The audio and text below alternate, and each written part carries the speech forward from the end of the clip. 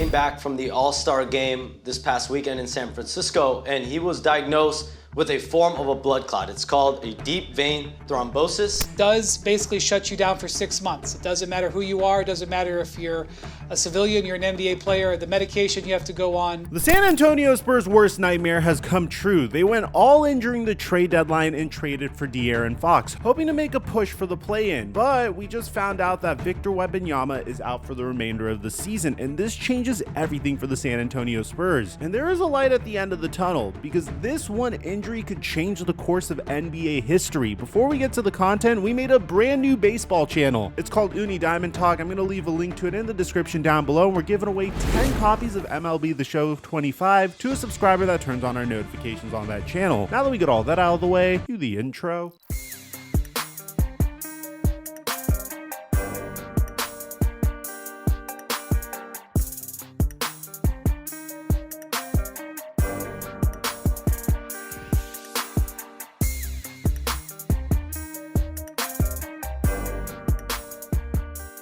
We've been on an amazing streak on Prize Picks, making $400 off of our last 3 picks, which proves that my data analysis model works. Sign up for Prize Picks using my promo code microphone to get $50 when you make a play of $5, and follow my Instagram at TheFlightMike to see my plays. I also give away additional plays on patreon.com/microphone, and thank you Prize Picks for the sponsor. Mic check 1 2 1 2. What's going on, everybody? The San Antonio Spurs have been rebuilding around Victor Wembanyama masterfully after a successful rookie campaign where Wemby averaged 21 points off of 33% shooting from 3 and 47% shooting from the field, in addition to having an absurd defensive box plus minus of a 3.3 and an overall box plus minus of a 5.2 in his rookie season alone. The San Antonio Spurs were still one of the worst teams in the NBA, and they could not squander this unique opportunity they had with Wemby. Wemby didn't even need to develop. He entered the NBA and already looked like a superstar, meaning that you get Victor Wembanyama on a rookie scale contract, which gives you additional salary cap space to build around him immediately before you have to inevitably sign him to a maximum contract, of course. And in the case of Victor Wembanyama, he's already eligible for the Supermax in 2028, making him the first player to come off of his rookie scale contract and potentially sign a Supermax, since Luka Doncic did with the Dallas Mavericks, which means that eventually maybe the general manager of the San Antonio Spurs will trade Victor Wembanyama to the Los Angeles Lakers for an aging star, a high-end role player, and a future first-round pick.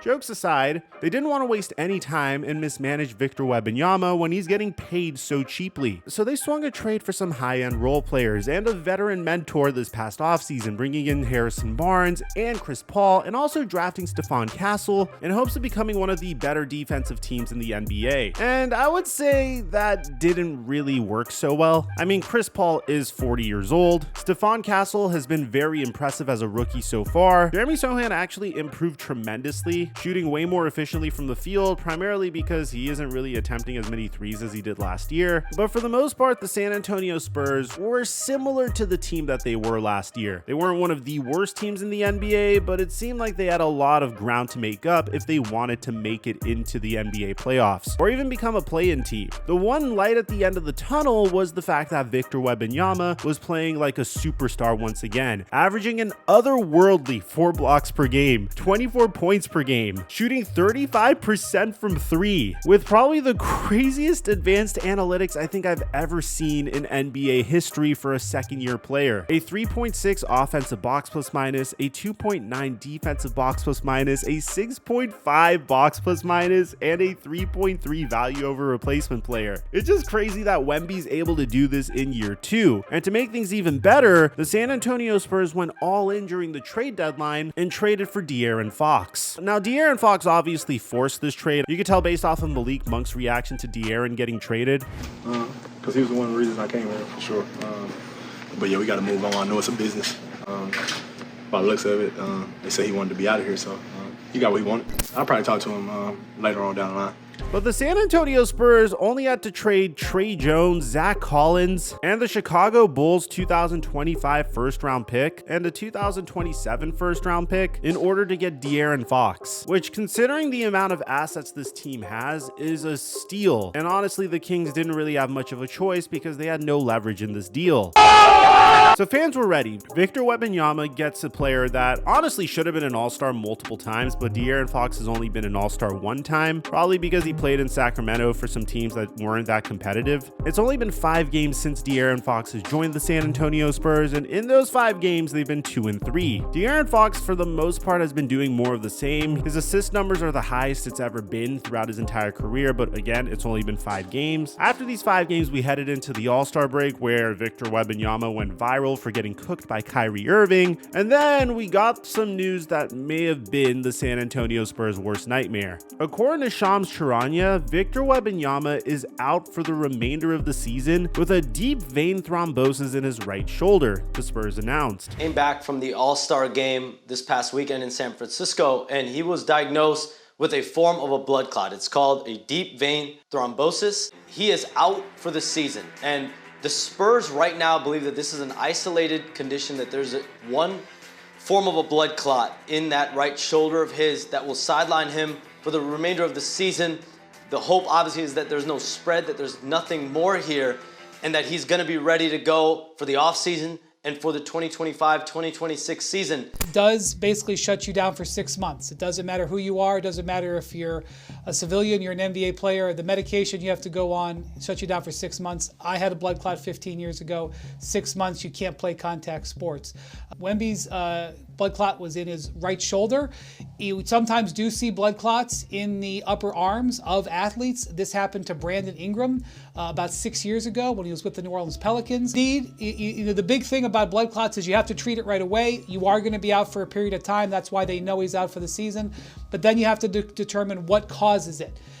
If it's something that's recurring, like what happened with Chris Bosh, it's a career-threatening condition. And in the very beginning, I was like, this is horrible. I mean, after all, one of the big concerns about Wemby when he got drafted is whether or not he would be injury-prone. And I would say in this particular case, this is more of a freak injury than anything, but there are some scary stories involving players that have had a deep vein thrombosis. For example, Brandon Ingram had a deep vein thrombosis during the final season of his career with the Los Angeles Lakers. It was found in his right arm, the same exact location that Victor Wembanyama has it. A deep vein thrombosis is a condition that's caused by a blood clot, which is frequently accompanied by swelling and pain in a limb. The condition usually occurs in the legs, but it can occur in the upper body. Now, the scary thing about this is the most famous story of a deep vein thrombosis affecting a career is in the case of Chris Bosh, who had to retire as a result of the blood clots that he received, and it cut a Hall of Fame career short. But in the case of Chris Bosh, it was more and more intense. He eventually getting diagnosed with a pulmonary embolism. He had really no choice but to retire at that point. In Chris Bosh's case, his blood clot became dislodged from another part of his body and then traveled to his lungs, and eventually they would find more clots throughout his body, including his calf. And once they determined that this is a situation that was going to reoccur throughout his life, he had no choice but to retire. Now, my personal belief and my personal hope is what Victor Wembanyama is going through is much more similar to what Brandon Ingram went through, primarily because this is in his shoulder and it's not in his calf. And although I never like to say there's a beauty in a player getting injured, because it sucks when players get injured, especially a player that has the potential to be the greatest basketball player of all time. But in terms of just looking at the San Antonio Spurs future, the ramifications for this could be absolutely insane. I mean, at the time that we're recording this video, the San Antonio Spurs have a 23-29 record. They own their own first-round pick, but they also own the Atlanta Hawks first-round pick as a result of the DeJounte Murray trade that keeps on giving for the Atlanta Hawks. So assuming that they're going to be terrible for the rest of the season, considering that Victor Wembanyama is no longer on the roster, and even when he was on the roster, they weren't that good to begin with. I'm just taking a look at the other teams that are ahead of them in the draft lottery. We have about 37 games remaining in the regular season. The San Antonio Spurs could easily become the 5th or 6th worst team in the NBA draft lottery. And if they do that, they'll be in prime position to take one of the blue chip players in this year's NBA draft. I mean, I know Cooper Flagg said that he is considering returning to Duke, but if you see that the San Antonio Spurs have the #1 overall pick and you get to get paired up with Victor Wembanyama and De'Aaron Fox, I'm pretty sure you're going to want to declare for the NBA. But there's other great players in the top 3 of the NBA draft as well. Cooper Flagg, Ace Bailey, Dylan Harper, all these players would be fantastic fits for the San Antonio Spurs. Although you could make an argument that the Spurs may have way too many guards yards to draft a player like Dylan Harper currently, I'm sure that Greg Popovich will figure it out somehow. Again, I'm not saying that this injury is a good thing, because an injury isn't a good thing ever, but what I am saying is this could have severe ramifications for the Spurs down the line, especially if Victor Wembanyama returns and he's fully healthy. Obviously, I'm hoping that Wemby gets better as soon as possible, but let me know in the comment section down below if you're a San Antonio Spurs fan. How do you feel about this injury? I like to hear what you have to say.